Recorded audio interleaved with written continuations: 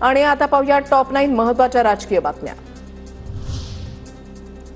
अर्थसंकल्पामध्ये भाजपच्या मंत्र्यांच्या विभागाला सर्वाधिक निधी, अजित पवार गट दुसऱ्या आणि शिंदे गट तिसऱ्या नंबरवर।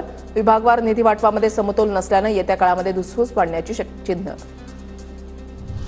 अर्थसंकल्पात शिंदेच्या काळामधील योजनांना निधीची तरतूद नाही, आनंदाचा शिधा, शिवभोजनालाही निधी नाही, योजना बंद केल्याचा विरोधकांचा आरोप।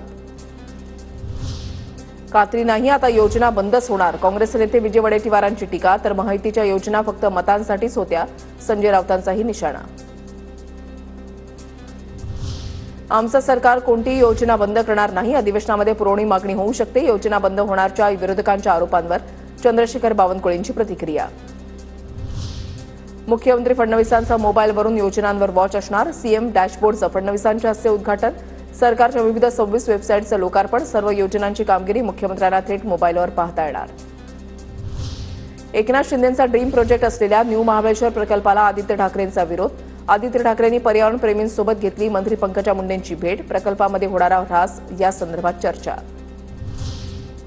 लाडकी बहीण योजना बंद केली तर दुसऱ्या योजना सुरू करता येतील, योजनांसाठी पैसा लागतो, सर्व सोंग करता येतं, पैशाचा सोंग करता येत नाही, अंथरूण पाहून पाय पसरावे लागतात, रामदास कदमांचं धक्कादायक वक्तव्य। निकष लावू नका, महिलांची चौकशी करणं योग्य नाही, जयंत पाटलांची प्रतिक्रिया, तर लाडक्या बहिणींना 46,000 कोटींवरून 36,000 कोटींचाच निधी मंजूर झाला, म्हणजेच 50 लाख महिला योजनेतून कमी होणार, भास्कर जाधवांची टीका।